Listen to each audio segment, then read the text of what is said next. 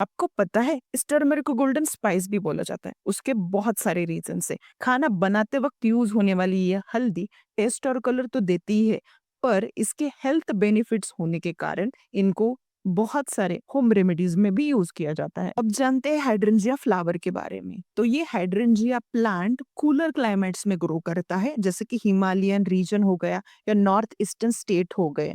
को पता है इस प्लांट के पास एक खासियत है, इसको कौन से कलर के फ्लावर आएंगे ये डिपेंड करता है नेचर ऑफ सॉइल पे। अगर एसिडिक सॉइल हुई तो ब्लू कलर के फ्लावर इसको आएंगे, अगर बेसिक सॉइल हुई तो इसको रेड या पिंक कलर के फ्लावर आएंगे।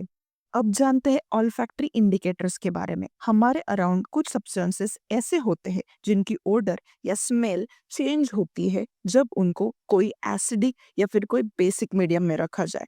उन सब सब्सटेंस को बोला जाता है ऑल्फैक्टरी इंडिकेटर्स। हमें करनी है एक एक्टिविटी जिसमें हमें लेने हैं छोटे से पीसेस अनियन के, उसको हमें कंटेनर में डालना है और उसके साथ हमें फिल्टर पेपर के स्ट्रिप्स हम डाल सकते हैं या फिर जो क्लीन कॉटन क्लॉथ होते हैं उसके स्ट्रिप्स करके उसमें डाल सकते हैं। उसको हम उस कंटेनर को हम टाइटली क्लोज करके रखेंगे रात भर, और सुबह क्या करेंगे हम वो कंटेनर खोलेंगे और उससे जो भी ये फिल्टर पेपर के स्ट्रिप है या फिर कॉटन क्लॉथ के स्ट्रिप्स है वो बाहर निकालेंगे और उसका स्मेल या फिर उसकी ओडर चेक करेंगे। अब हम क्या करेंगे, एक स्ट्रिप हम उससे लेंगे, उसमें इमली का पानी यानी कि टैमरिंड वाटर डालेंगे।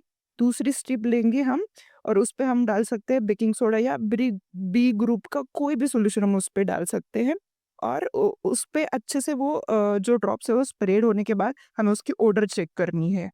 जिस स्ट्रिप पे हमने टैमरिंड वाटर डाला था उसकी स्मेल पहले जैसे आ रही थी वैसे ही आ रही है, लेकिन जिस स्ट्रिप पे हमने बेकिंग सोडा सॉल्यूशन डाला है उसकी स्मेल चली गई है। इसका कंक्लूजन क्या हुआ, जो भी ऑल्फैक्टरी इंडिकेटर्स होते वो एसिडिक और न्यूट्रल सॉल्यूशंस में उनकी जो ऑर्डर है वैसे ही रखते हैं, लेकिन उनकी जो स्मेल या ऑर्डर चली जाती है बेसिक सॉल्यूशंस में।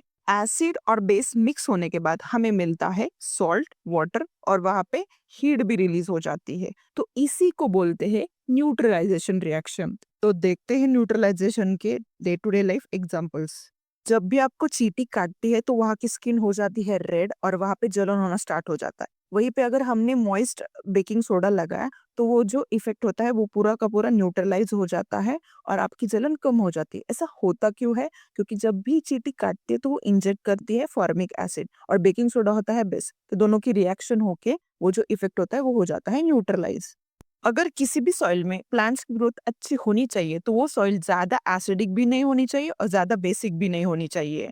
अगर कोई सॉइल ज्यादा एसिडिक है तो उसमें प्लांट्स अच्छे से ग्रो नहीं होंगे, तो उसमें हम ऐड करेंगे लाइम, क्योंकि लाइम होता है बेस। वो एसिडिक नेचर को सॉइल के न्यूट्रलाइज करेगा और वो सॉइल बन जाएगी फर्टाइल और उसमें प्लांट्स अच्छे से ग्रो होंगे।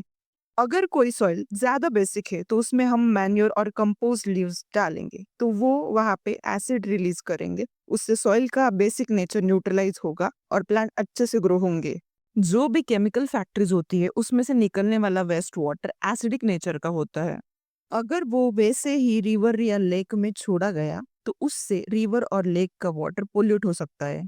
तो उस वेस्ट वाटर पे रिवर और लेक में रिलीज करने से पहले ट्रीटमेंट किया जाता है, उसको बेसिक सब्सटेंस से न्यूट्रलाइज किया जाता है और फिर वो रिवर या लेक में छोड़ा जाता है।